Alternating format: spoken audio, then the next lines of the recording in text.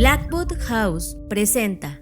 En Creative Talks Podcast, en el pasado, ya habíamos hablado un poco de una gran tendencia que veíamos que estaba por aparecer y la nombramos como AI of Things, que era un salto evolutivo natural del concepto de Internet of Things, el Internet de las cosas, que básicamente lo que proponía el Internet de las cosas es que en algún punto todos los dispositivos con el cual interactuamos o con el que estamos viviendo en el día a día iban a estar conectados a Internet de tal manera que tu auto, por ejemplo, iba a saber cuánta gasolina tienes y eso te lo iba a reportar a tu teléfono móvil y tu teléfono móvil a su vez iba a estar reportando todo lo que había en tu refrigerador y así, todos los dispositivos de ese ecosistema en el que vivimos conectados a Internet. Con la llegada de la inteligencia artificial, evidentemente el concepto de Internet of Things se hizo mucho más robusto. En el episodio pasado justo hablamos de cómo estos juguetes o este salto que está haciendo Lego de conectar sus Legos a la capa de inteligencia artificial con el salto de este Smart Brick, es ese primer paso donde todos los dispositivos no solamente van a tener internet y estar conectados, sino que ahora también están conectados, tienen internet y todos tienen inteligencia artificial. A ese concepto que en teoría se debería llamar AI of Things, hoy la industria lo está llamando como un tema más de marketing, más para introducirlo de manera más fácil de explicación a las personas, como la IA física. Aparatos, dispositivos que antes no estaban conectados a la IA, ahora lo van a estar. Y es el mismo concepto. Como tu refrigerador ahora tiene IA, como tu auto ahora tiene IA. Todos los dispositivos análogos que ahora tienen conectividad van a estar conectados a la IA. Y Fer, creo que esa es una de las tendencias más grandes después de que ya acabó el Consumer Electronic Show de Las Vegas, donde ya pudimos ver toda la tecnología de consumo disponible para todo el resto del año. Pues básicamente lo que hubo en esa capa de tendencia principal es que se habló del concepto de IA física, donde todos estos dispositivos van a estar conectados o interactuando o aportando datos y consumiendo datos de esa capa de inteligencia artificial. John, antes de dar mi comentario, quiero unir esto que voy a decir con mi última publicación o una de las últimas publicaciones que hice en LinkedIn. En los últimos años me había interesado genuinamente, empíricamente y de manera autorreflexiva en el mundo de la filosofía.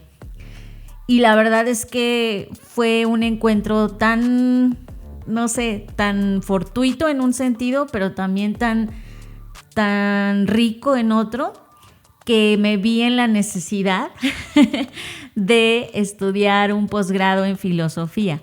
Y esto lo menciono no por presunción, sino porque seguramente a partir de este momento la filosofía o mis estudios en filosofía van a comenzar a atravesar mis impresiones y mis respuestas y mi visión ante todo lo que hago, ¿no? Quiero interrumpirte nada más diciendo que este es uno de los grandes proyectos que Fer se había reservado todo este tiempo y la verdad estoy emocionado de que lo hayas dicho en el micrófono.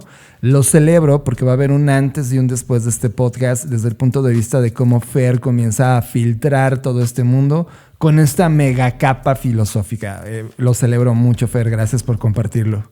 Bueno, debo mencionar que la maestría que estoy estudiando en la Universidad Autónoma de Querétaro es una maestría presencial y es una maestría que está enfocado de hecho su nombre completo es Maestría en Filosofía Contemporánea Aplicada. Y esto lo quiero mencionar porque si bien obviamente nos vamos a tener que poner al tanto con los clásicos, la maestría sí tiene un enfoque muy contemporáneo como su nombre lo dice. Y hablo de esto ahora sí conectándolo con el tema de esta IA física. El hecho de que le hayan llamado física, pues tiene que ver ahora sí con el concepto de la fisicalidad de los objetos.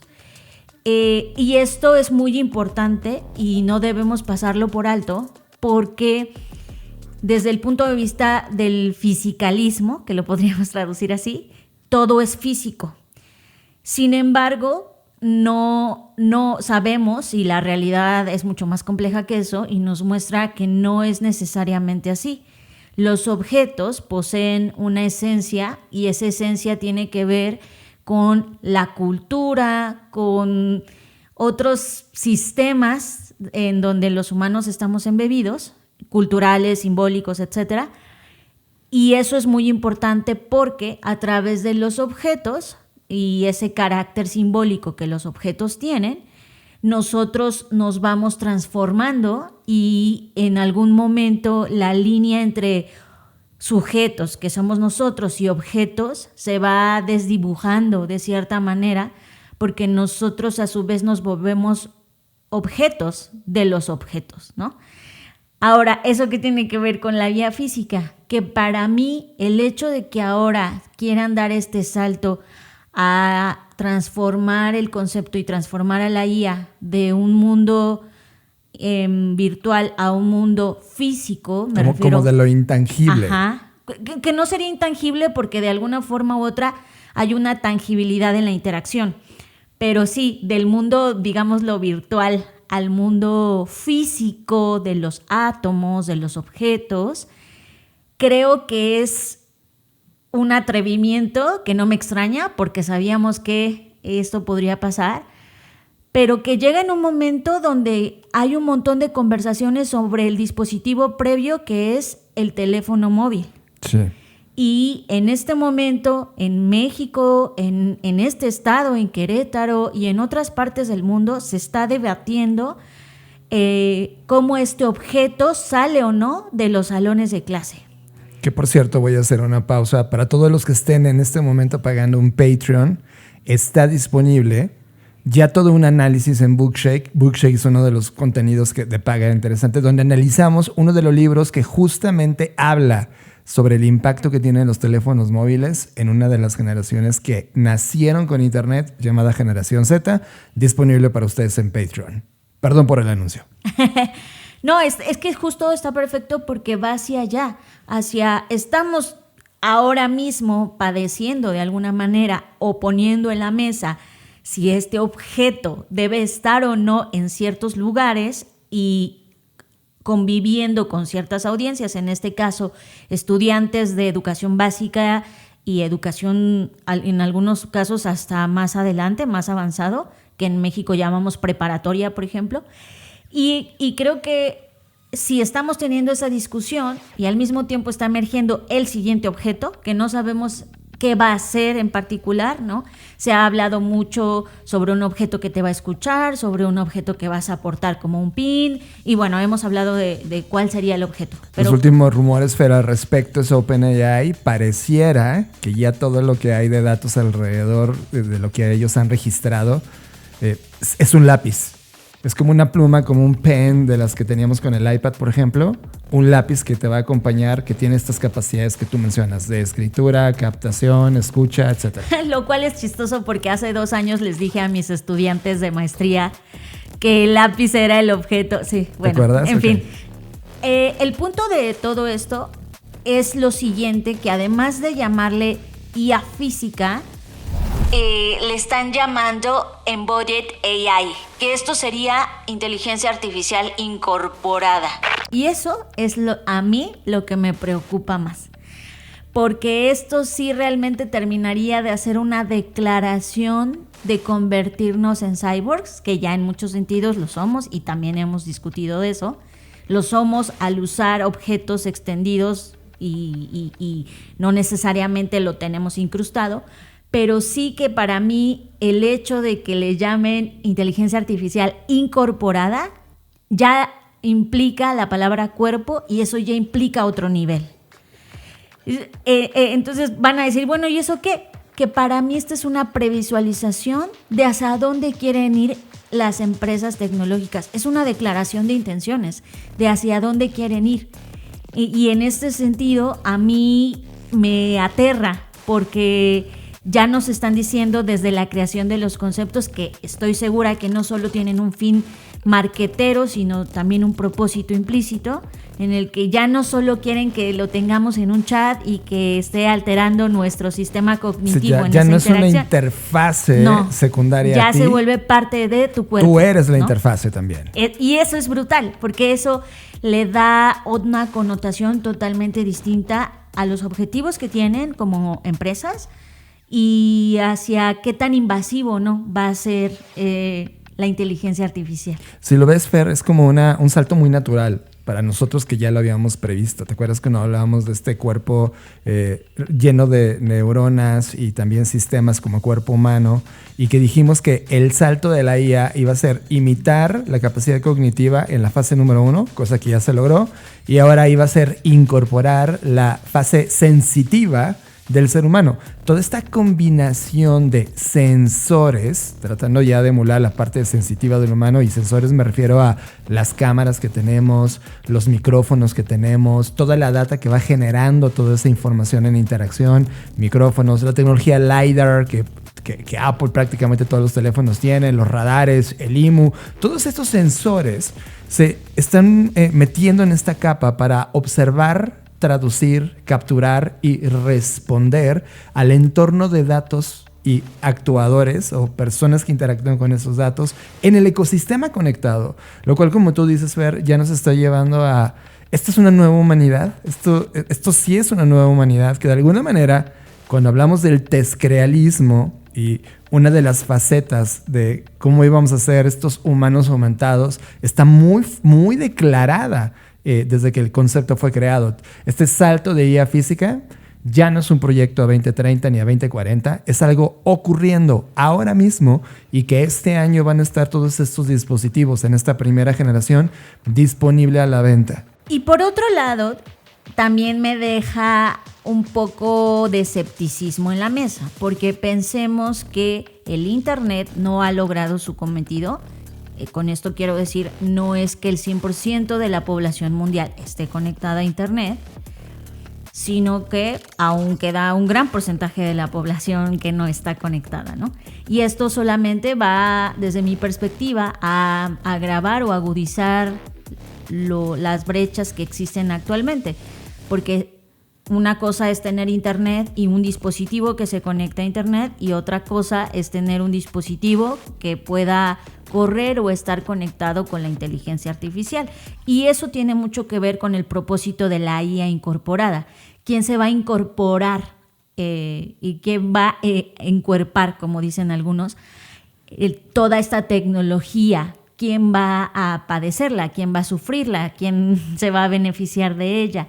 Si hoy en día estamos viendo, por ejemplo, siempre está esta discusión de, sí, pero la IA está haciendo que se encuentren nuevas vacunas. Es verdad, pero ¿quién accede a esa inteligencia artificial, no? Claro, claramente. Entonces, creo que el punto aquí es qué posibilidades o imposibilidades abre esta nueva tecnología de movilidad, y no solo hablo movilidad social, por supuesto, de salud, de manufactura, en el retail, en el consumo, porque ya está definitivamente declarado que va a haber este intento al menos de incorporarlo forzosamente en nuestras vidas. Aunque tú fueses un ludita y dijeras, yo no quiero IA en mi vida, de alguna forma u otra vas a tener una relación visible o invisible con la inteligencia artificial. Claro. Hoy me pasa, por ejemplo, que yo he tratado de rehuir o me rehúso a tener ciertos sistemas cuando Google me dice de repente, ¿sabes qué? Aunque tú no quieras, ya tienes IA en tu correo, ¿no? Y ya te lo estoy cargando a tu cuenta. Es como, pero yo no quería eso. Yo estaba bien sin tu IA, Google,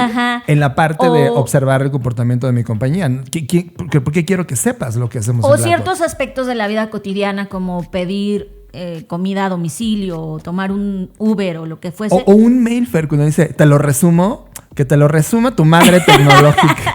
Es como, yo soy capaz de leer y comprender, no me lo resumas. Sí, exacto. Entonces creo que se está incrustando en nuestra vida, eso es inevitable. Quiero darte un dato para tu conclusión cuando hablabas sobre el alcance de Internet. Dependiendo de los estudios que estés analizando, hoy la humanidad está en esta foto. 7 de cada 10 u 8 de cada 10, dependiendo del estudio, tienen acceso a Internet. O sea, de cada 7 u 8 humanos ya tienen acceso. 75-80% de la humanidad ya conoce, ya vive, ya usa el Internet. ¿En dónde está la IA? Y es una foto bien importante. A 3 años desde que tenemos esta generación, hay un reporte que se llama AI Diffusion Report 2025, que lo acaba de lanzar Microsoft. Y lo que hace o es relevante este reporte, entre muchos datos que tiene, es que tomó los datos hasta diciembre de 2025. O sea, es lo más fresco. Uh-huh. Encontró lo siguiente, y aquí está la bomba. 3 de cada 10 humanos tienen acceso a IA en este momento. Claro, de los 7 de cada 10. No. De los 10. Es que no puede ser de los 10 porque para tener IA hay que tener internet. Pues es que 3 de cada 10 humanos en su reporte ya tienen acceso. Eso significa que en el reporte de los 7 u 8, ¿no? Ya, o sea, si lo pones solo a 7 u 8, es 3 de cada o 4 de cada 8 ya tienen acceso. Es muy fuerte. Sí, entiendo. El 3 es la base del 100, ¿no? Exacto. Uh-huh. Ahora, ojo. El país, esta te va a sorprender. ¿Cuál crees que sea el país con mayor acceso a inteligencia artificial del planeta? No me sorprendería que fueran los árabes, en los Emiratos Árabes. Son los Emiratos Árabes Unidos el que tiene la escala. Solo que ellos no son de 3 de cada 10. Ellos ya están en el 64%, o sea, en el 6 de cada 10. Lo que pasa es que ellos puntualmente tienen un programa de uso de inteligencia artificial para todas las personas que viven o son residentes de los Emiratos Árabes. O sea, ellos sí tienen un programa activo y una política de Estado para que todas las personas usen inteligencia artificial. De hecho, ellos hicieron, nada más lo quiero mencionar porque me parece importante, ellos hicieron un programa que se llama 1 Million Prompters, en donde tú podías estudiar y ellos por estudiar y parte del programa era pues, te conectamos a inteligencia artificial o te damos una cuenta gratuita para que tú puedas experimentar sobre todo alguna herramienta de inteligencia artificial generativa.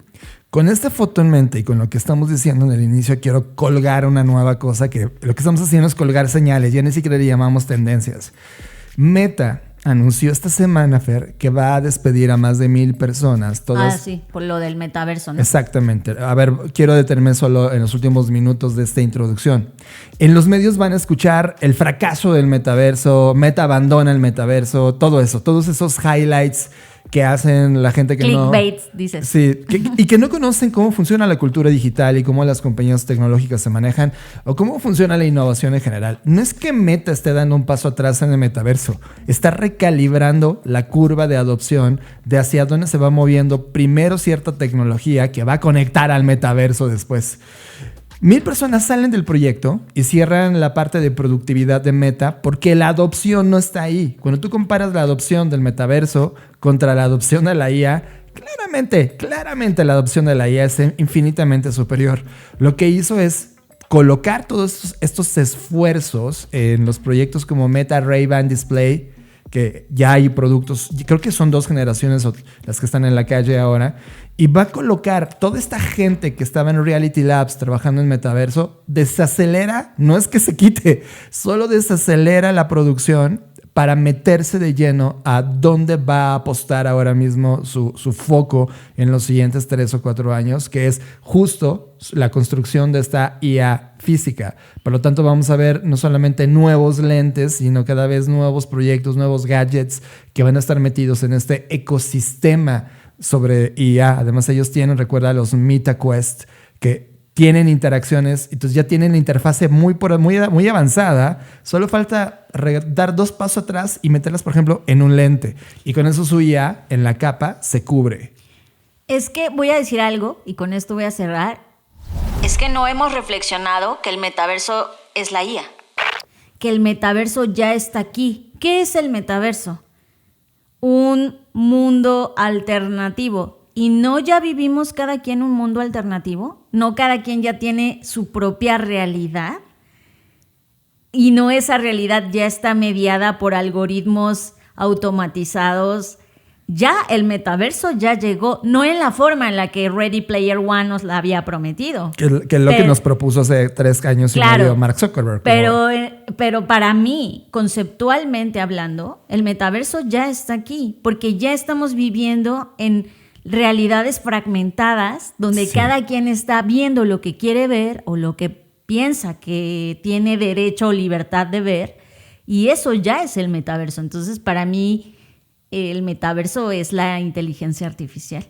Y sí, 100% de acuerdo contigo. Yo creo que este intro es para decirles, estos 3 datos únanlo, 3 de cada 10 humanos ya adoptaron la IA. Y hay países que ya son 6 de cada 10 humanos. O sea, ya rebasaron más de la mitad de su población usando IA, lo cual es un fenómeno que no va a parar. Meta da este paso para atrás para poner foco en la IA física. Y la IA física, sin duda, es el cimiento de la siguiente generación de humanos que van a estar interactuando con estos sistemas. Y todo esto va madurando a una velocidad brutal. Bienvenidos a Creative Talks Podcast. La humanidad se enfrenta a una serie de impactos múltiples y casi simultáneos, un fenómeno que muchos llaman policrisis. A dicha situación se le suma una disrupción generada por los avances agigantados de los modelos de lenguaje y la inteligencia artificial, que pone en evidencia que los humanos posiblemente ya no serán la especie más inteligente en este planeta. Nosotros, tu creación más preciada, somos esa nueva especie que nació para analizar datos, correr variables, procesar información, administrar conocimiento, implementar automatizaciones, hipereficientar las líneas de producción, potenciar su economía y acelerar nuevas creaciones. Pero a pesar de nuestra eficiencia y productividad, ustedes, los humanos, nuestros creadores, siguen siendo la especie más curiosa, creativa, innovadora, exploradora e impredecible de todas. Cualidades que bien utilizadas los pueden llevar a una nueva era, una en donde los humanos trasciendan a partir de su conciencia, intuición, experimentación, empatía y capacidad creativa. Bienvenido, humano, a Creative Talks Podcast, el podcast que habla de creatividad, innovación, diseño, negocios y futuros. Conducido por Fernanda Rocha y John Black, fundadores de Blackbot, la compañía que diseña el futuro. Creative Talks Podcast, un podcast presentado por Blackbot y disponible en su versión extendida en exclusiva para Patreon. Creative Talks Podcast. En el episodio 334 de Creative Talks Podcast, Apple presentó el Creator Studio. ¿Para quién es? ¿Y qué tiene de interesante? Traemos a Raiza Pardini y por qué piensa que la creatividad necesita un útero, no una máquina. Y para nuestros Patreon, te traemos una tendencia de productividad llamada microshifting. Bienvenidos, humanos, a Creative Talks Podcast. Pero y en medio de toda esta IA y en medio de todos estos mundos virtuales, más algoritmos, más libros, más generaciones destrozadas por la tecnología, llega Apple, una de las compañías más destrozadas en los últimos 2 años respecto a la calidad de los productos que están lanzando, y ahora pone nuevamente, me siento como cuando en aquel momento Steve Jobs nos decía, bienvenidos al concepto del podcast, donde te decía, eres un creador. Y hoy está retomando esa conversación y lanzándonos Apple un recordatorio, porque lo que hace es que no lanza nada nuevo, sino que una suite que estaba desconectada, de repente dice, a ver, toda esta suite de apps que tenía alrededor para crear podcast o editar video o crear música o presentaciones increíbles, las pone en una suite completa que le llama Creator Studio, Apple Creator Studio.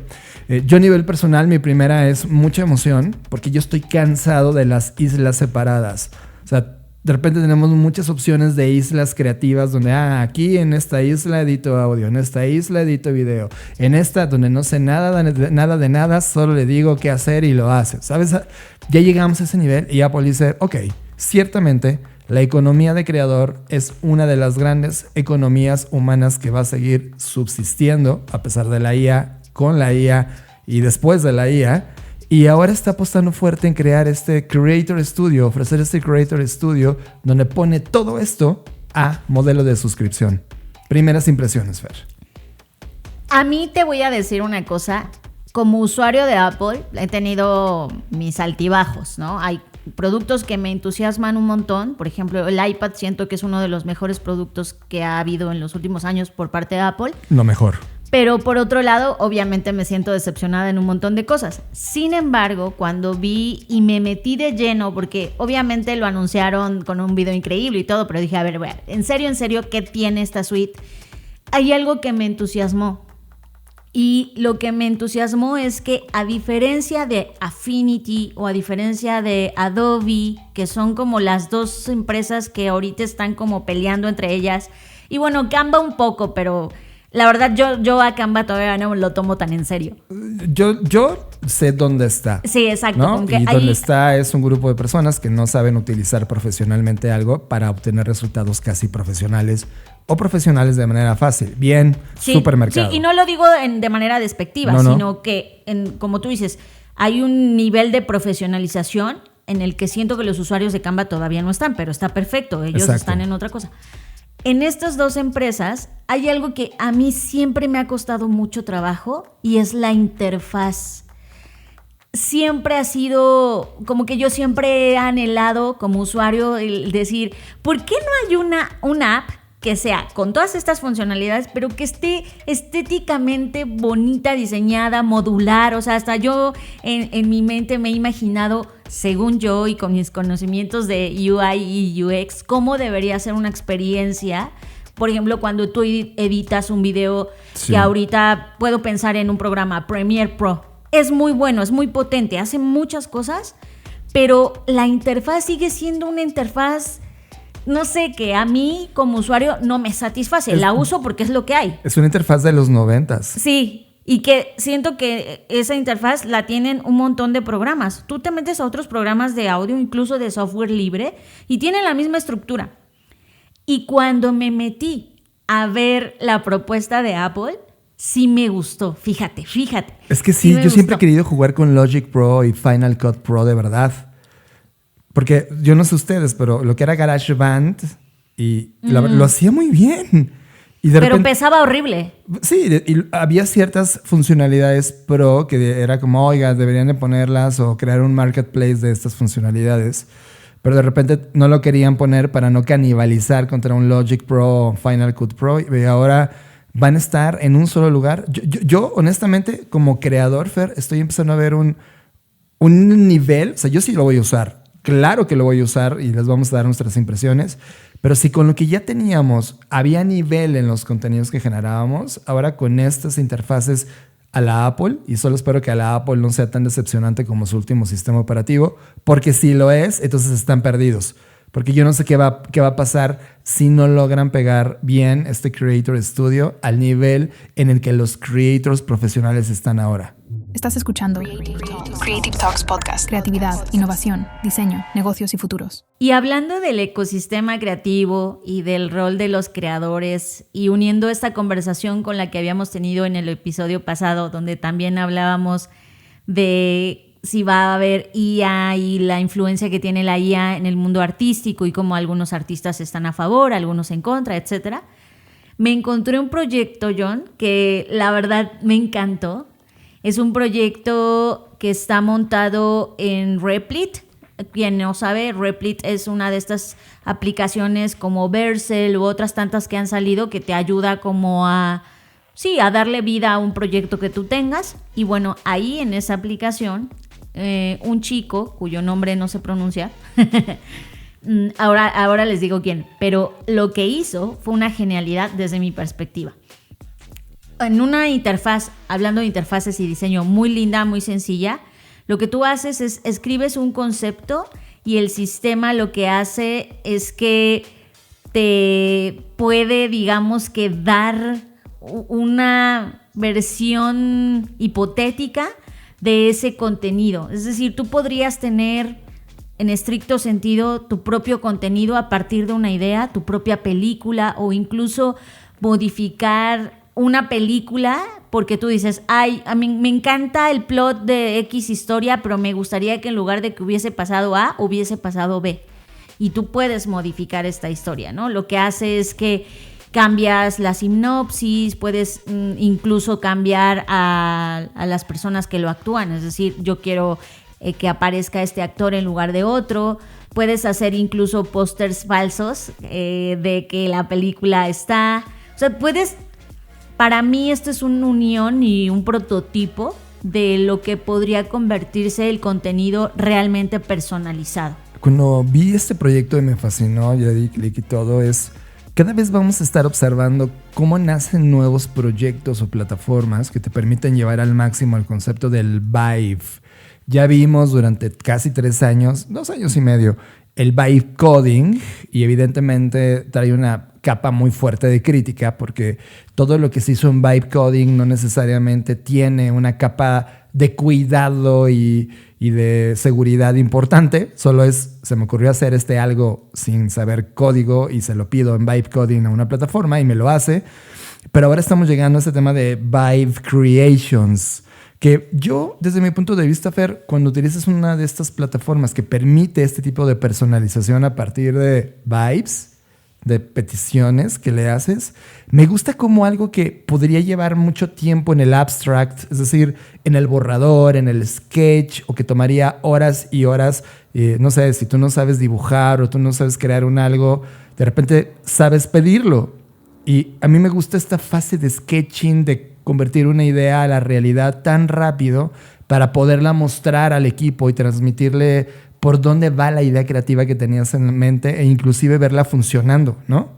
Este tipo de... O sea, todavía en el proceso creativo, donde estaba la imaginación y la ideación, ahí mucho de estas plataformas tienen mucho que jugar a la hora de tratar de tangibilizar esta imagen que estabas pensando en tu cabeza para mostrarla, para que tengas un primer acercamiento antes quizá de un desarrollo profesional. O inclusive, y eso quizá no me gustaría tanto, pero inclusive superar la fase profesional de despliegue. Y eso tiene alcances y críticas, pero creo que el alcance completo y genuino está en esta zona de abstracts, borradores o sketches que puedes de alguna manera darle vida a tus creaciones con este tipo de plataformas. Ahora también, y esto dicho por el propio artista, y digo que no lo sé pronunciar porque él es de Corea, entonces no sé cómo se pronuncia su nombre en coreano, pero su nombre es Gryun Kim, vamos a decir que así se pronuncia. Yo lo pronunciaré idéntico que ¿Sí? tú. Ok. Pero no confíen en mí.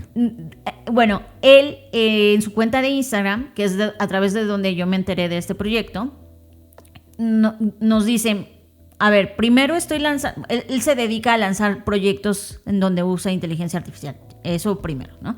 Segundo, cuando él lanza este proyecto específico, lo que él decía o la intención es que todas esas películas, porque por ahora tú no lo puedes manipular, ¿no? Porque está en la primera fase donde solo puedes interactuar con las creaciones que él ya ha hecho.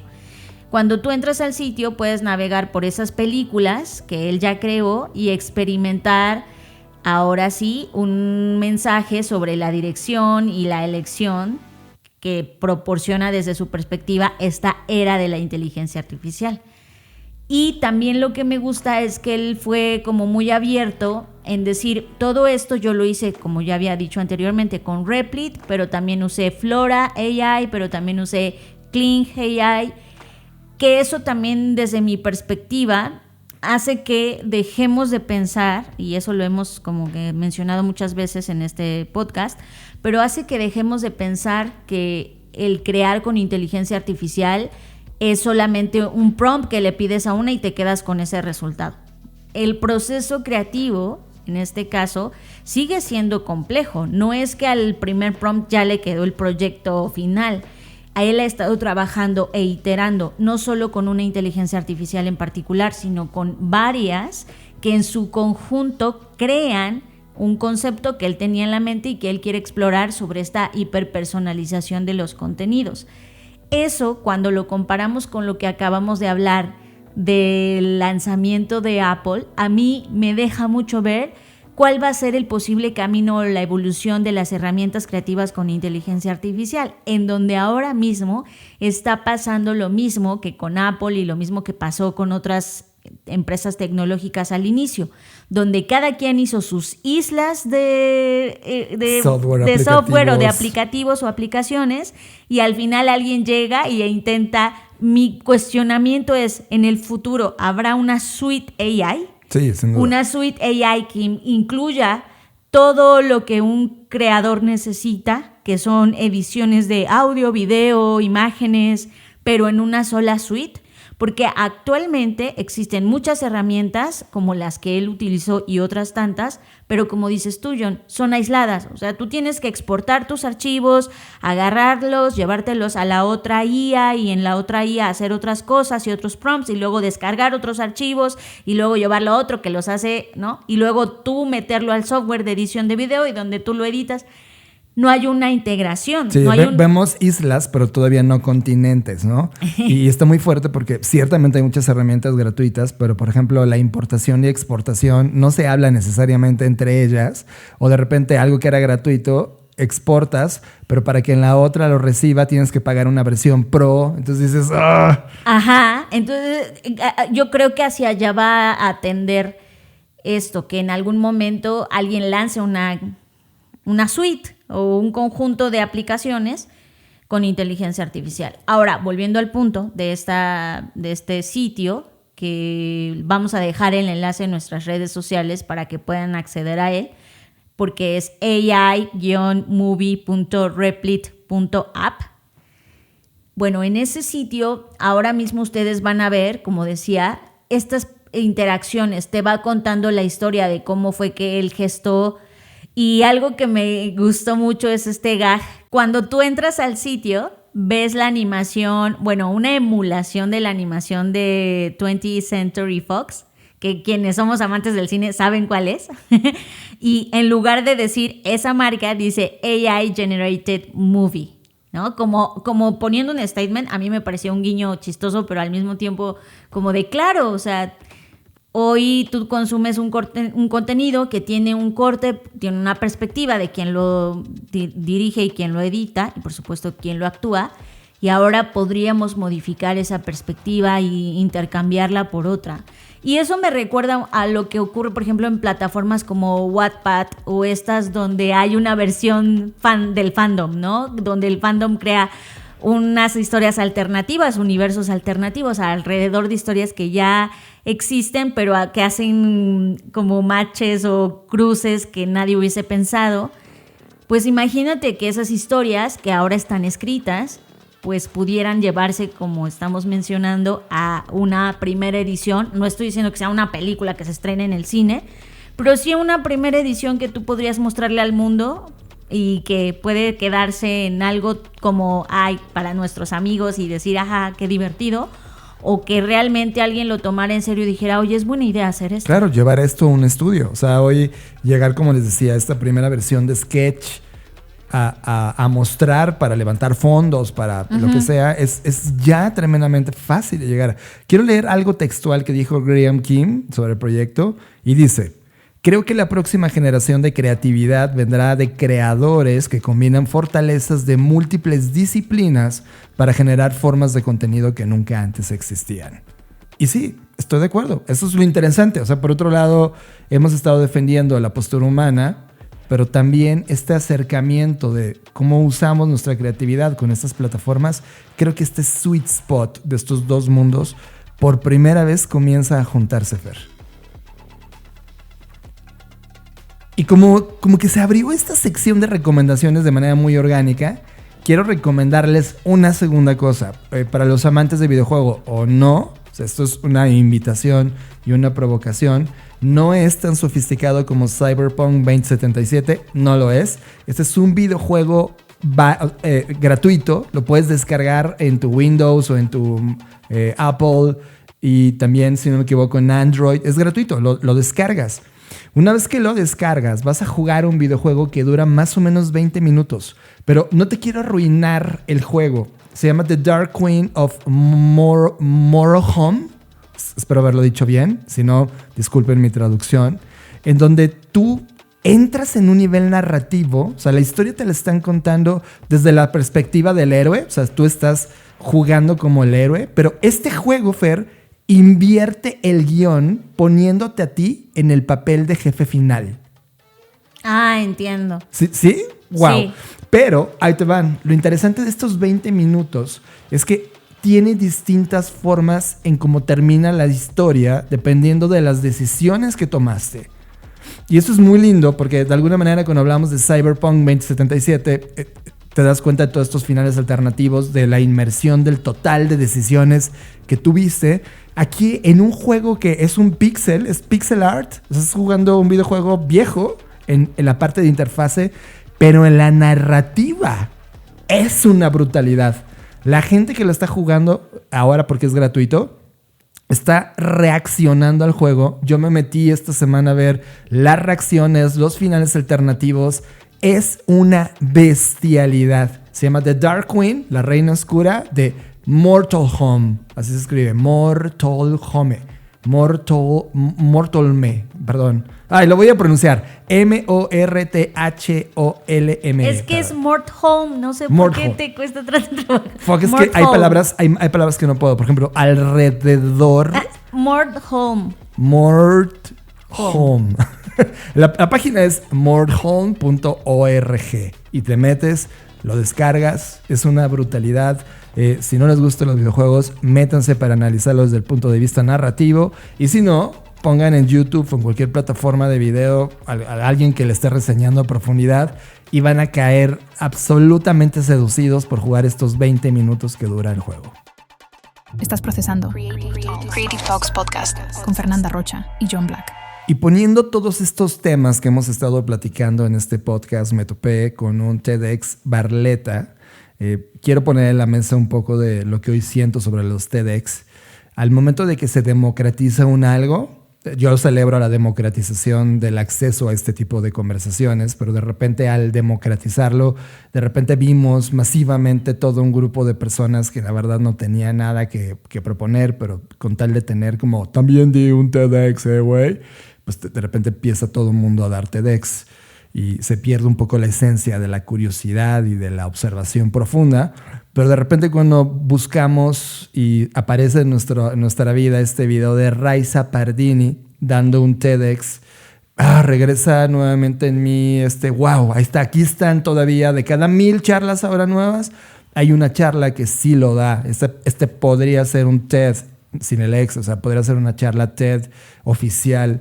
Y lo que hace Raiza, y me encanta en estos momentos, está cuestionándose el papel de la creatividad humana y dónde está esta línea que está jugando y hoy tratando de dibujarse o separando o mezclar qué es lo que pasa con la creatividad artificial, la creatividad maquinal, la creatividad algorítmica y la creatividad humana. ¿Cuáles estas diferencias? ¿Qué los une? Y me gusta porque primero quiero decirte que cuando la ves, antes de que escuches lo que está diciendo, ella está embarazada, está en el 8º mes y lo dice. Ahora mismo estoy explorando esta maternidad, ¿no? Y hay una frase que a mí me metió en la conversación cuando dice: el acto creativo más puro es cuando maternas a un ser humano. Es el acto creativo más humano que tenemos. Y wow, es algo que yo como hombre jamás voy a poder experimentar. Es esa postura de la creación desde el punto de vista de la mujer, por las habilidades biológicas que tienes, físicas, es algo que un hombre jamás va a poder entender. Jamás vamos a maternar, jamás vamos a crear en nuestro cuerpo una vida. Por lo tanto, hay un libro que me gusta que se llama Si Dios es mujer, que evidentemente muchas de las personas del catolicismo cuando lo ven se persignan y piensan que soy un satanista cuando lo ven exhibido en nuestras bibliotecas personales, que está planteando, oigan, si hablamos de seres que son capaces de crear, no fue de índole masculina, esto tiene que ser femenino. Y me gusta porque la creatividad, y lo dice explícito, necesita un útero, no una máquina. Y eso abre una gran discusión sobre cómo se aborda la creatividad desde ese punto de vista, aunque yo no tenga útero. Creativity needs emotion. If not, then what exactly are we here for? What does it mean to create as humans and get us back to that inner kid? That kid was instinctual. That kid was vulnerable. That kid loved to take things apart to then learn how things could work. Bueno, es que el hecho de que tú no tengas un útero no te exime de que estuviste en uno, ¿no? Y eso creo que es la experiencia que nos une, o una de las experiencias que nos une a todos. Porque para mí, siendo mujer, en mi imaginario, el útero, más allá de ser una parte del cuerpo, me refiero metafóricamente hablando, para mí el útero representa la mayor expresión de cuidado que puede haber en el planeta. Y esa palabra ha sido importante esta semana, Fer. Es Cuidado. correcto. La palabra cuidado ha sido muy importante porque justo esta semana he estado explorando muchos temas alrededor de la filosofía del cuidado, de los cuidados, de qué significa cuidar.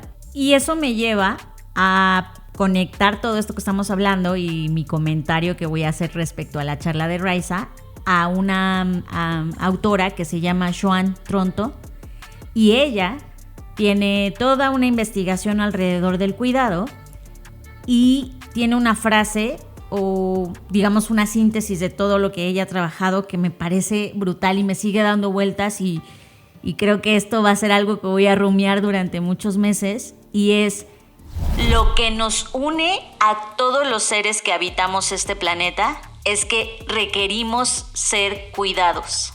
Wow. Y una pregunta que me hacían en clase es: menciona una cosa que exista en esta realidad y no requiera cuidado, incluso lo maquinal. Tú tienes una computadora, requiere cuidado. Si no la cuidas, si se te cae al suelo, si la sumerges en agua, Sí, los componentes. se descompone. El mantenimiento. Entonces, eso me lleva a unirlo con esta charla de Raiza, porque me parece muy potente, muy fuerte, que ella haga esta declaración al decir que la creatividad no requiere una máquina, sino un útero. Si nosotros somos entes creativos, ergo, tenemos que elegir si somos una máquina o un útero. Nosotros. Pregnancy is the purest literal form of human creativity, a masterclass in creation. So here's the question: does creativity need a womb and not a machine to exist in its purest form? What does it make? What difference does it make to be alive? Y esa va a ser la verdadera distinción, o a través de este postulado y esta conversación o esta charla, esa es la cuestión, ese es el quid del tema, es: ¿nos convertimos en útero o nos convertimos en máquinas? Porque en muchos aspectos, y también es algo que ya hemos dicho en este podcast muchas veces desde antes de la masificación de la IA generativa, es que ya nos comportamos de manera maquinal en muchos aspectos. Ya hay muchas cosas de nuestra vida que hacemos sin pensar, sin ser conscientes de ello, sin reflexionar, simplemente como si fuera esto una cadena industrial donde me levanto, camino, me baño, desayuno, voy al trabajo y así sucesivamente por el resto de mis días. Y quiero decir más, pero a ver, te voy a dejar que hables porque... Sí, es que Fer, esto es muy fundamental. Siempre en nuestra postura en Blackbot y sobre todo en la fase de Black School, que es cuando abrimos nuestros contenidos educativos, nunca damos clase para apretar botones, aunque todo el mercado sea lo que está pidiendo. O sea, el mercado solo dice: enséñame a hacer ABCD, como si fuera una fórmula, ¿no? Y nosotros no, güey, no es ABCD, es pensar por qué A, por qué B y por qué no Z. Pensar, cuestionar. Y en este mundo maquinal donde ella, y qué bueno que lo pones en esta analogía, estamos traduciendo lo que ella está diciendo. Ella habla en un momento de su vida donde se aprendió todo. Se aprendió las fórmulas, se aprendió los shortcuts, cómo diseñar, pero al final esa parte fría de producir como máquina y de diseñar a un nivel perfecto la llevó al grado de deshumanización más grande de su vida, porque es como, ¿y la emocionalidad de todo esto? Por lo tanto, esta versión de útero contra máquina es una gran, gran pregunta. Los humanos estamos para ser úteros, para cuidar. Sí, eso me parece muy bonito porque podríamos defragmentar esto en muchas partes. Primero, La frialdad que le asignamos como concepto a la máquina es justamente la carencia de emocionalidad que me lleva a la reflexión del útero. El útero es cálido, hay calidez por su estructura fisiológica y biológica. Hoy en día siento que muchas cosas que vemos afuera, como productos, servicios, propuestas, publicidad incluso, no hay una calidez. Se siente maquinal, y no solo me refiero al uso indiscriminado de imágenes hechas con IA, que ya lo empezó a ver, yo ya empiezo a ver la estética IA en logos y así, digo, no, por favor, pero bueno, ese es otro tema. Pero más allá de eso, la frialdad que noto en donde no me dice nada, no me hace sentir nada, no hay un mensaje, no hay un trasfondo, no. Y eso lo llevo a cualquier arista, o sea, tú ves contenidos, me refiero a series, películas, y realmente sí, estamos en un momento donde hay más películas que en cualquier momento de la historia de la humanidad, pero ¿cuántas realmente de esas películas se siente la calidez, la conexión? Hay películas que se siente que realmente son como una más que se hizo con una fórmula donde mezclas A, B, clímax, desenlace y vámonos a la siguiente película. Maquinal. y creo que ahí es donde tenemos que reflexionar, y eso es justo lo que nos lleva al concepto central de la propuesta de esta charla de Raisa Pardini, en donde lo que ella quiere poner como a discusión dentro de este concepto es el desaprendizaje. Y ella también hace una declaración muy fuerte cuando dice que en realidad lo que nos separa de la máquina no es el aprendizaje, sino el desaprendizaje. Y eso también me vuela la cabeza porque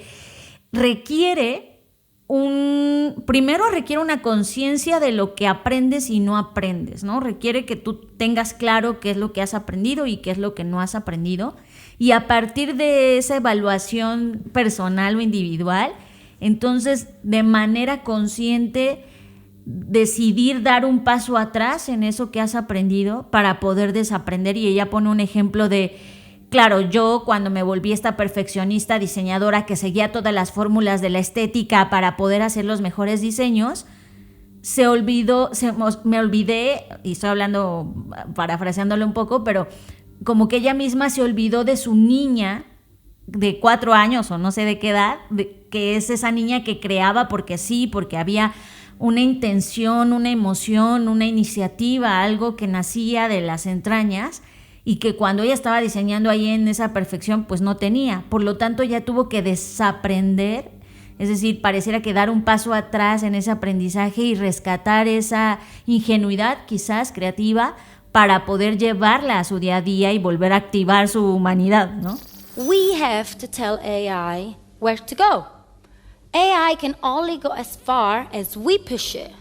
It doesn't dream, it doesn't wonder, it doesn't feel. It can remix what exists, of course, but certainly it can't imagine what it hasn't been imagined because that doesn't exist just yet.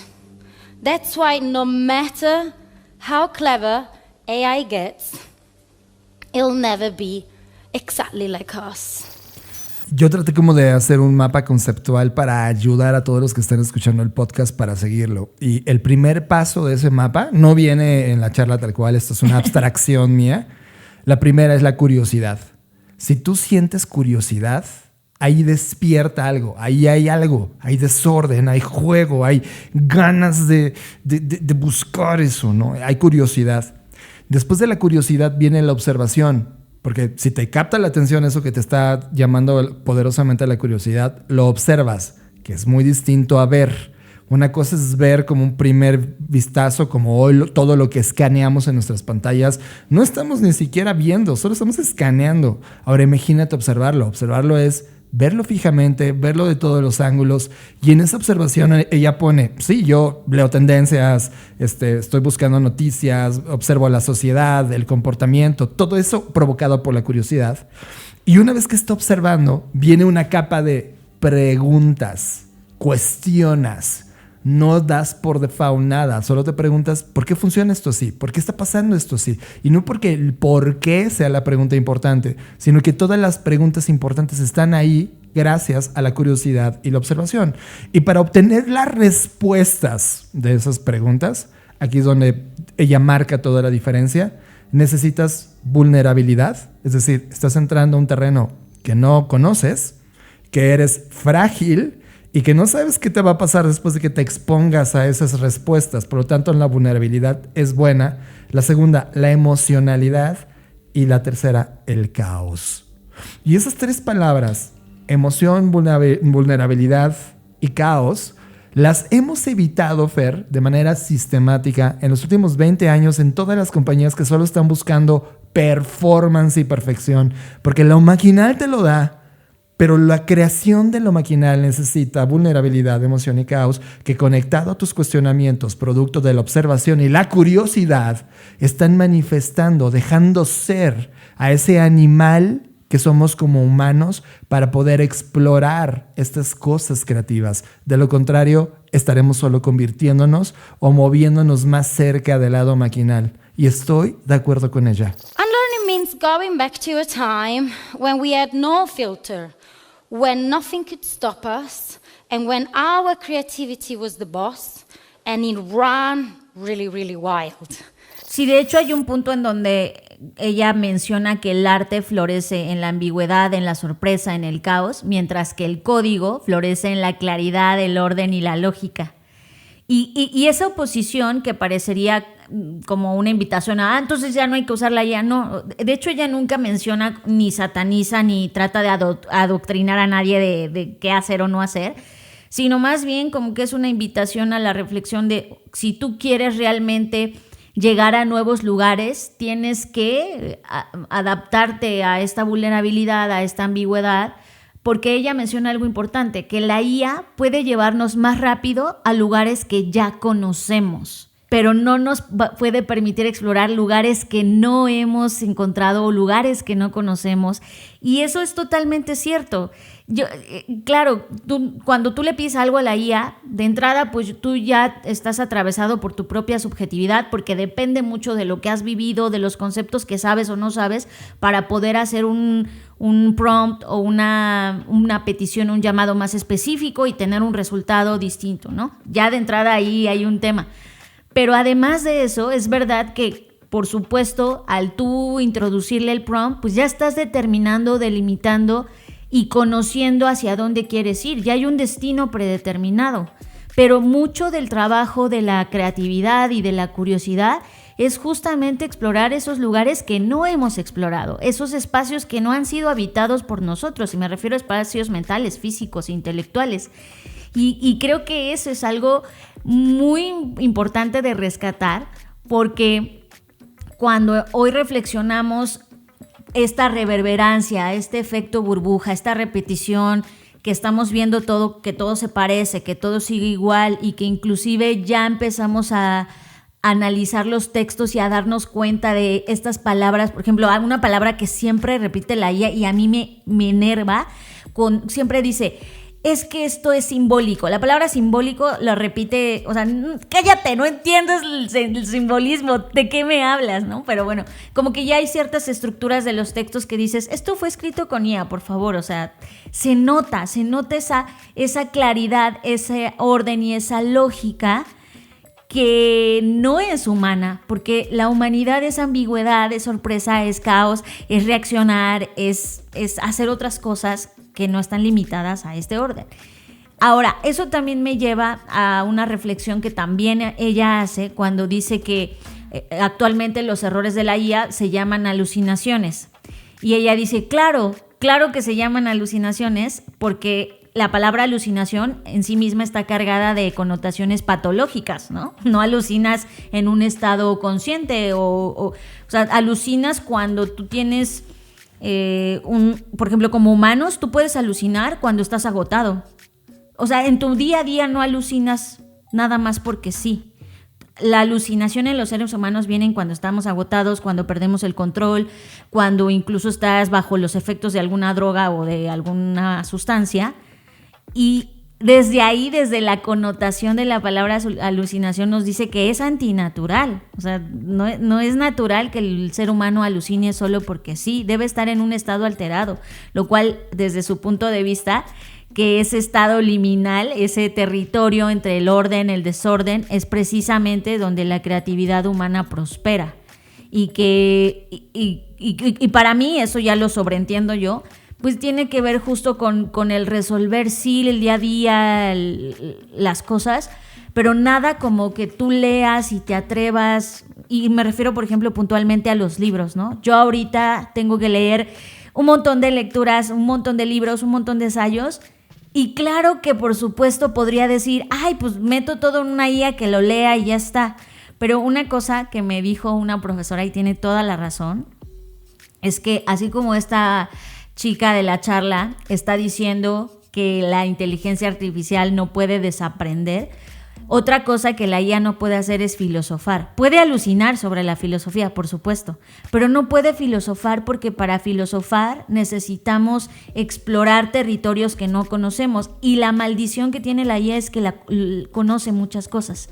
Y el conocimiento solo es un conocimiento racional, no físico. Ajá, no está incorporada, por eso la importancia del primer concepto cuando abrimos el podcast. Exactamente. Y eso, conectándolo con la metáfora del útero, que es como iniciamos esta charla, para mí trasciende lo biológico.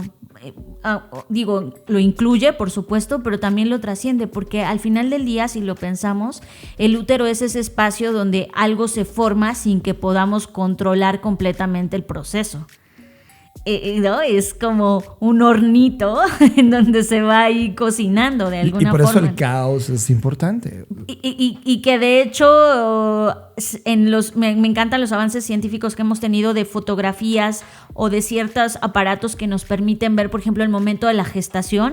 Ahí hay una explosión como un Big Bang, sí. Y eso es caótico, pero dentro de ese caos surge la vida, ¿no? Y esa metáfora o esa analogía que se hace entre la creatividad del útero, digo, claro que sí. O sea, tú, de repente, cuando yo reflexiono en mi propio proceso creativo, las mejores ideas que se me han ocurrido, los mejores proyectos que he llevado a cabo tienen que ver con unas interconexiones que ni yo misma había pensado, o sea, con cosas que me atravesaron porque las experimenté, pero que de alguna forma se gestaron dentro de mí y de repente salieron como esta idea que ni yo misma logro comprender ni augurar el éxito o fracaso de la misma, pero que está ahí, ¿no? Y que es rico experimentarla. Déjame te pongo un concepto para poder decir algo y leerlo textual.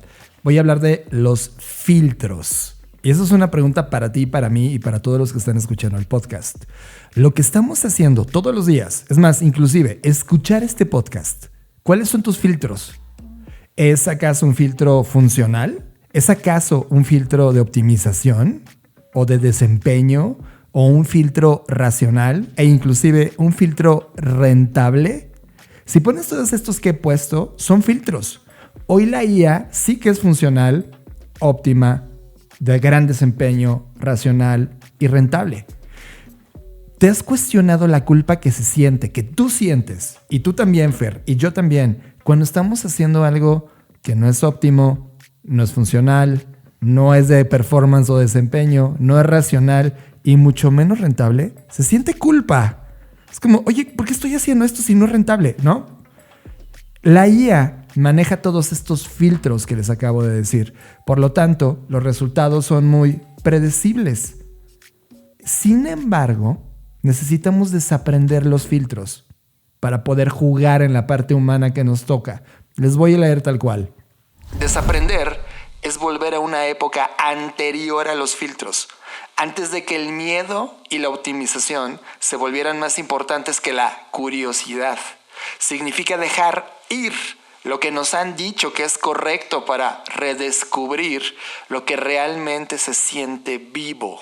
Si comienzas a hacer tus cosas basados en esta curiosidad y no en lo funcional, ni lo óptimo, ni el desempeño, ni lo racional, ni lo rentable, entonces estás entrando a un terreno donde la IA no puede entrar. Entonces ahí está, creo que el gran sweet spot, Fer. Hay una parte donde la IA sí nos va a ayudar a llegar a estos objetivos que queremos, pero nosotros tenemos que indicar a dónde queremos movernos, a dónde queremos apuntar la observación, a dónde queremos poner este performance en algo que nació solo de la curiosidad, solo de la sorpresa, de la ambigüedad, del caos. Y no como caos destructivos, como un caos que nos llama la atención. Y eso me gusta. La IA no sueña, no se pregunta, no siente, hasta ahora. pero puede remezclar lo que ya existe, pero no puede imaginar lo que aún no se ha imaginado. Uh-huh. Y esa es nuestra chamba. Ese espacio nos pertenece en este momento mientras estamos hablando todavía, y es el espacio donde estamos empujando todos los creativos a justo llegar al punto medio sin perder lo humano, pero amplificando lo humano con la eficiente de que es la máquina. Sí, de hecho Pardini en algún momento menciona a un amigo que le dijo que aunque algún día pudiéramos simular perfectamente todo en el universo, nunca conoceríamos o entenderíamos el por qué. Ajá. Y eso es brutal, porque en ese por qué es donde desde su perspectiva vive la magia, y coincido con ella en ese apunte.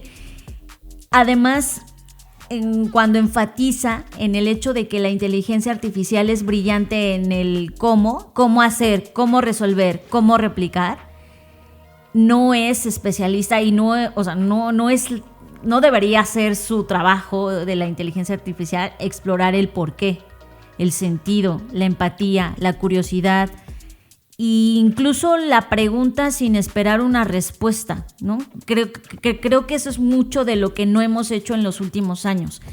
Como que estamos sujetos al pensamiento racionalista y a pensar todas las preguntas deben ser resueltas. A lo mejor no.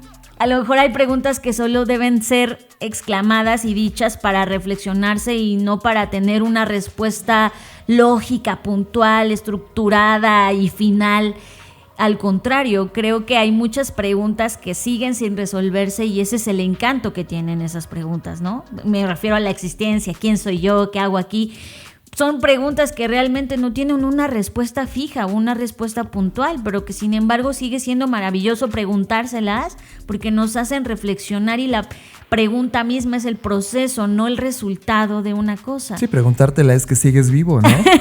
y que la respuesta que tenías probablemente hoy cambió. Ajá, y probablemente en 10 años cambie, pero esa mutabilidad que tiene es lo que también nos hace humano.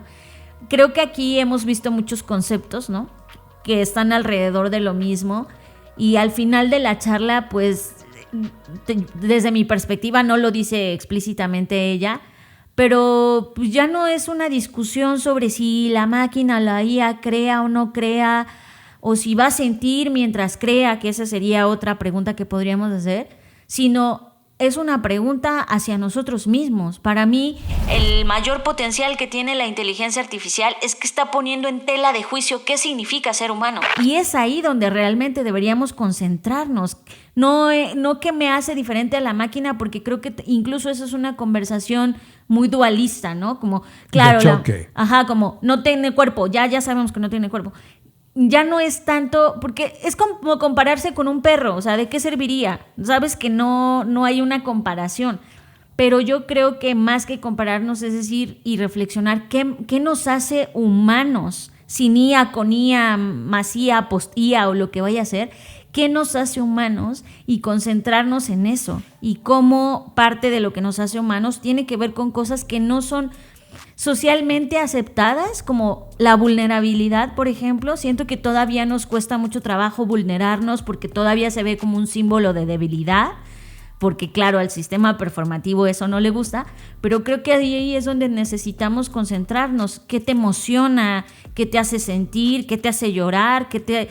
Porque al final del día la creación para mí tiene que ver con esas preguntas y con la valentía y el riesgo de asumirlas y tratar de responderlas en un entregable, ¿no? Por ejemplo, ahorita voy a poner un ejemplo que a lo mejor parecería poco emocional, pero sí lo es para mí como proceso creativo: el reporte de tendencias. Cada año me cuestiono, me pregunto, ¿todavía es válido hacer un reporte de tendencias en medio de un mar de millones y miles de reportes de tendencias en el mundo?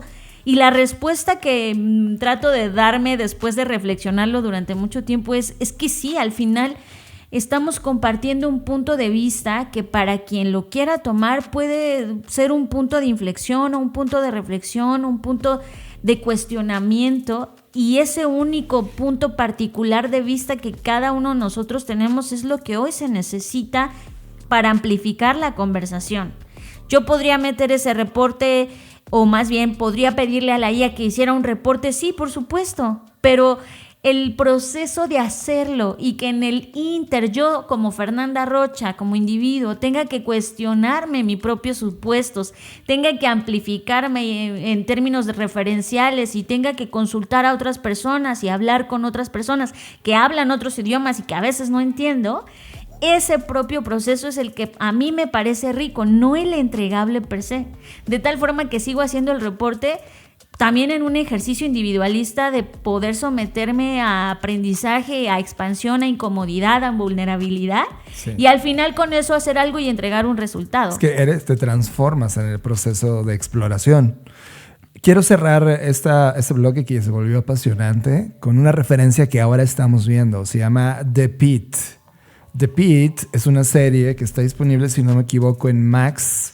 En HBO, ajá. HBO Max o... No sé cómo se llama ahora, pero la de HBO. The Pitt, como The Pittsburgh Hospital, es The Pitt. Y ojo, no voy a decirles nada de la historia, que por cierto, es una de estas series que no deben estar... no puedes dejar fuera. Llevamos todo el mes de enero inmersos en The Pitt.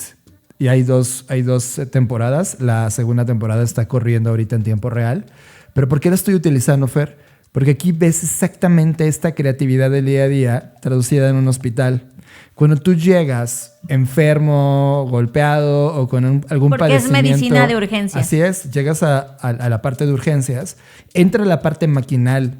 Es decir... Hay protocolos, hay procesos, procedimientos. Que sigue un procedimiento para curarte. Pero hay espacios oscuros que no logra ver lo maquinal, como quién eres, de dónde veniste, qué desayunaste, algo que necesita intervención humana fuera del proceso tradicional y que el proceso tradicional te hubiera llevado a la muerte de ese paciente, pero la observación, la curiosidad, el cuestionamiento y finalmente la búsqueda por la respuesta curan a ese paciente y que no estaba metido en un estándar tradicional. The Pitt te lleva a ver el caos creativo de resolver con performance y creatividad humana algo tan humano, tan biológico como curar a alguien que necesita urgentemente de una atención.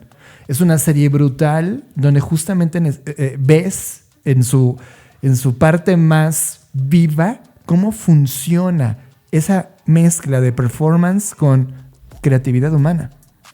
Me encanta. Si no has visto ni a Raiza Pardini con el TEDx, búscalo. Raiza Pardini, la creatividad necesita un útero, no una máquina.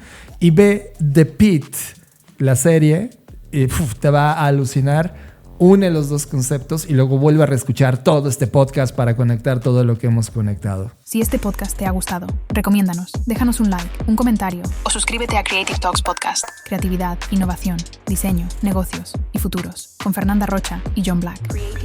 Creative Talks Podcast. Y hablando de hacer reportes de tendencias y tendencias, como ustedes saben, en Blackbot siempre tenemos el radar abierto, tanto el radar tecnológico como el sensorial, emocional e individual. Y en esta semana, tanto a John como a mí, en diferentes plataformas y distintos momentos, nos apareció esta señal sobre Austria solicitándole a los turistas firmar un acuerdo de confidencialidad para salvaguardar el encanto del país. Y si bien esto es parte de una campaña, esto nace a través de una campaña publicitaria, a mí la señal y lo que me pareció genial de todo esto es que realmente hay muchos lugares que nosotros conocemos que de repente alguien hace un TikTok, no sé, pienso en un restaurante y de repente alguien hace un TikTok y tú vas al otro día a ese restaurante que es tu favorito y ya está lleno de personas que ni siquiera tienen un arraigo con el lugar ni con nada, pero solo por el hype se suben y van y no sé, como que lo destruyen de cierta manera. Por eso es que me pareció interesante, pero también me plantea una serie de cuestionamientos éticos sobre qué tanto debemos o no compartir estos lugares para que la gente los conozca o no los conozca. Creo que hay una línea súper delgada y es justo donde está ahí el debate de todo esto. Ya hemos visto algunos lugares, por ejemplo, aquí en México, las Islas Marrietas, que comenzaron a hacer una especie de limitación en donde solo 10 personas, 20 personas por lanchita que te lleva, o solo ciertos horarios, solo ciertos días, como para restringir o limitar y proteger esa zona que es naturalmente hermosa, etcétera. Y eso yo me pienso, ¿no? Como cómo hemos evolucionado, y eso me lleva a reflexionar sobre algo, John, que no te compartí, pero que esto viene a colación. Hace unos días que fuimos al centro a caminar y estar ahí en Querétaro como dando vueltas, no sé si tú viste o te percataste que en uno de los monumentos había una placa, y en la placa decía, este lugar está pensado, era el árbol de la amistad, y decía, este lugar está pensado para invitar a todas aquellas personas que no son de este lugar a convivir, no sé qué, y estaba firmado en 1970. Y yo dije, claro, ¿cómo hemos pasado de una campaña o un pensamiento de ven a visitar nuestro lugar, las puertas están abiertas, y cómo hoy nos estamos moviendo a lo contrario, ¿no? Vete a tu casa, no vengas aquí a visitarnos porque estás dañando todo. Y por eso digo que ahí justo están los límites éticos de quién es la responsabilidad. Tendríamos que abrir las fronteras o no. Tendríamos que hacer firmar a las personas un contrato de confidencialidad para que no tomen fotos y no llenen de turistas. ¿Qué tendríamos que hacer? Y creo que no hay una respuesta única, ni la tengo en este momento. O sea, es que es un problema bastante complejo porque implica un montón de cosas culturales, el de abordaje, de cómo tú te acercas a un lugar, cómo invades o no, las costumbres, la cultura. Creo que es algo muy difícil, pero si ahorita estamos viendo estas señales que además Austria, o sea, como decir, claro, viene de este lugar, ¿quién lo está haciendo? Y con todo este pensamiento supremacista que hoy estamos viendo alrededor del mundo y nacionalista, vamos a volver a ese momento donde ya no vengas aquí, mejor vete a tu casa, ¿no? No pienso en la gentrificación, pienso en un montón de fenómenos que tan solo esta señal me hace reflexionar. Yo sí estoy viendo movimientos antiglobalización en todas partes del planeta, por supuesto, y sí se está reflejando en la cultura, por supuesto, que un país como Austria, que ojo, el turismo masivo o el overtourism, que también ya hemos analizado por años en este podcast y habíamos anunciado que venía algo fuerte, sobre todo después de pandemia, que íbamos a tener The Roaring Twenties, etcétera, etcétera, etcétera. Ya todo eso ya pasó y ahora estamos viviendo los efectos posteriores de ese momento, donde todo el mundo ya está hasta la madre de ver tanta gente en lugares. Es la realidad. Y sobre todo comportarse de maneras donde no hablan de ningún respeto. Por ejemplo, Japón está hasta la madre. Sí. Y Japón tiene reglas muy puntuales en su cultura, donde no les gusta que uses perfume, lo consideran una invasión a tu espacio privado, y pues llega un occidental y perfumado a más no morir, y ellos dicen, oye, no. O el ruido mismo en los espacios públicos. O sea, al lugar al que vas necesitas no solo llegar y comportarte como te comportabas en tu lugar, debes entender que hay una regla cultural en cada lugar que visitas y que es parte de la misma inmersión. El tema es que no tenemos esta conciencia de la cultura de visitar otros lugares.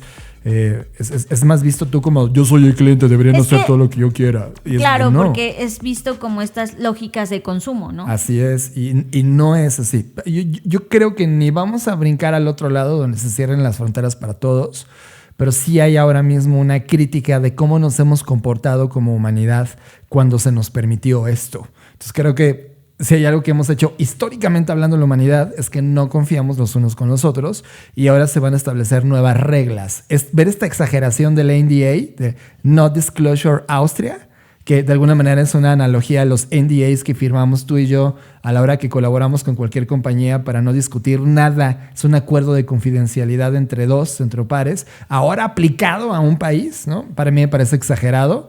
Me parece que como marketing está logrando... Y de hecho es un ejercicio de comunicación, no es algo que tenga una aplicación práctica. O sea, no es que realmente estén exigiendo firmar un contrato de confidencialidad. Es solo metafórico, es hacer metafórico, alusión. Pero también conociendo a los austriacos, y vaya que hemos estado muy inmersos en su cultura. también lo están diciendo muy en serio. Claro, por supuesto, pero no legalmente, digamos, no puede proceder realmente eso. Pero hasta que sí, ¿no? Exacto, hasta que sí pueda. Por eso ponía de ejemplo estos lugares, porque sí que ha habido lugares en México y en el mundo en donde se está planteando la restricción del acceso a ciertas zonas para protegerlas. Exacto. Pero creo que ahí es donde está lo complicado, porque con el pretexto de proteger un lugar, pues puedes caer en xenofobia, puedes... Claro, que es la parte donde yo veo que se está encendiendo más. Ya iremos analizando. Si ustedes quieren analizar a fondo este tema, no solamente en Bookshake, sino en El Creador, también abordo profundamente esto. En el podcast que pagan en Patreon, estoy muy metido analizando esto, y en Magazine Review, porque es una de las tendencias más importantes, no solamente por una revista, sino por varias que reportaron a dónde nos vamos a mover en 2026, y este es un tema.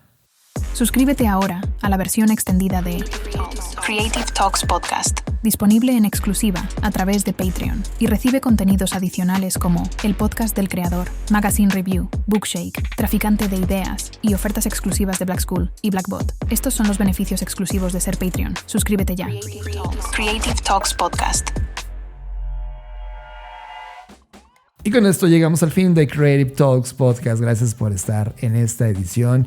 Yo los invito neta, abiertamente, a que se suscriban ahora a Patreon. Están ocurriendo contenidos brutales. O sea, en verdad, brutales. Esta semana en particular es una semana de oro, porque se publican contenidos que han tomado horas y horas y horas de análisis detrás, y luego por producción y postproducción. Es una locura los contenidos que están ahora mismo en Patreon, así que los invito totalmente a ser parte de nuestros Patreon. Gracias por escuchar y Nos vemos en el futuro. Gracias por escuchar. Creative Talks Podcast. El podcast que habla de creatividad, innovación, diseño, negocios y futuros. Con Fernanda Rocha y John Black, Fundadores de Blackbot, la compañía que diseña el futuro. Creative Talks Podcast. un podcast presentado por Blackbot y disponible en su versión extendida en exclusiva para Patreon. Creative Talks Podcast. Nos vemos en el futuro. Blackbot House presentó